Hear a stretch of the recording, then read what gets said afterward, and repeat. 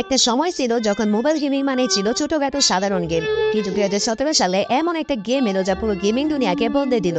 হ্যাঁ গাইস, আমি কথা বলছি ফ্রি ফায়ারের। কিভাবে এই গেমটা শুরু হলো, কিভাবে এটি বিশ্বের অন্যতম জনপ্রিয় ব্যাটেল গেম হয়ে উঠলো, আজ আমরা জানবো ফ্রি ফায়ারের শুরু দিন থেকে বর্তমান পর্যন্ত সম্পূর্ণ ইতিহাস।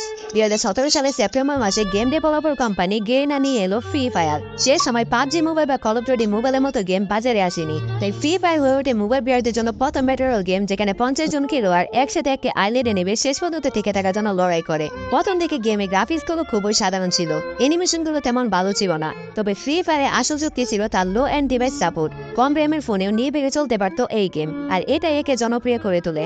2018-19 সালের দিকে ফ্রি ফায়ার তার নিজের জনপ্রিয়তা বাড়াতে শুরু করে। একের পর এক নতুন ক্যারেক্টার, নতুন ম্যাপ, নতুন গেম মোড এবং ইভেন্ট যোগ করা হয়, যা প্লেয়ারদের আগ্রহ ধরে রাখতে সাহায্য করে। 2019 সালে ফ্রি ফায়ার গেমারদের জন্য বিশাল একটা চমক নিয়ে আসে ডিজে অলোক ক্যারেক্টার। বাস্তব জীবনের বিখ্যাত ডিজে অলোকের উপর ভিত্তি করে বানানো এই ক্যারেক্টার গেমারদের মধ্যে বিশাল সাড়া ফেলে দেয়। এছাড়াও একই বছর ফ্রি ফায়ার তার প্রথম স্পোর্টস টুর্নামেন্ট আয়োজন করে, যেখানে বিশ্বব্যাপী টিমগুলো অংশ নেয়।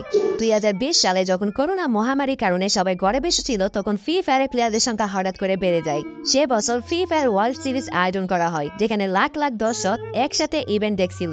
2021 সালে ফ্রি ফায়ার বিশ্বের সবচেয়ে বেশি ডাউনলোড হওয়া মোবাইল গেম হিসেবে রেকর্ড করে। শুধু তাই নয়, গেমটি প্লে স্টোরে এর বেস্ট পপুলার বুট গেম অ্যাওয়ার্ডও জিতে নেয়। 2021 সালের শেষের দিকে গেইনা নিয়ে আসে ফ্রি ফায়ার ম্যাক্স, যেখানে উন্নত গ্রাফিক্স, নতুন অ্যানিমেশন এবং স্মার্টফোনের জন্য অপটিমাইজেশন পারফরমেন্স যুক্ত করা হয়। যারা বেশি উন্নত গ্রাফিক্স চাচ্ছিল তাদের জন্য এটা ছিল এক অসাধারণ আপডেট। এছাড়াও গেমে আসে নতুন ক্যারেক্টার ক্রোনো, ক্রিস্টিয়ানো রোনালদো, স্কাইলার এবং আরো অনেক কিছু।